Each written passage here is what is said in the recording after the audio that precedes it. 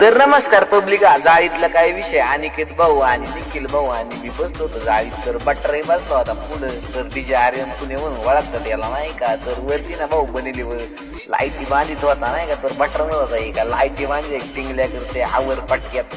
तर हा विषय असा होता ना, काठी तर चैतन्यपूरची यात्रा होती नाही का. तर भाऊ ना असे नाचलो दोघं जोडीने याने ना नादच करून टाकलाय. तर पुढे ना बँजोस चालू होता. तर भांडणं अशी खतरनाक झाली होती ना. आपली भाऊ म्हणते दगड बिगड टाकायचा काय करायचा काय राडा म्हणतं. भावाला म्हणतं जरा शांतीत घ्या. तर त्यांचं मिटून झाल्या बघू. तर काठीची मिरवणूक देखील चालू होती बरं का.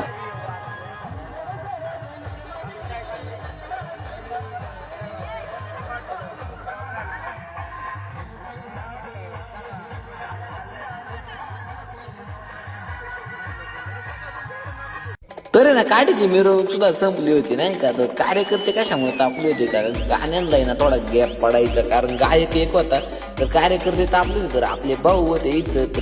तर ना आपले निखिल भाऊ म्हटले आपल्या गावची यात्रा आहे तर तेव्हा तुम्हाला पुढे नेतो बसायला. तर मी आणि आणखी भाऊ आलो होतो पुढे बसलो होतो.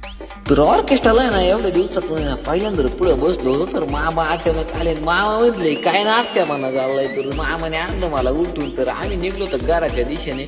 तर आपले ब्लॉग आहे ना डेली पडत जातील. तर मामा कोण महालक्ष्मी साऊंड सर्व नाही का. तर भेटूया पुढच्या ब्लॉग मध्ये. भेटूचा लाडका मिनी ब्लॉग.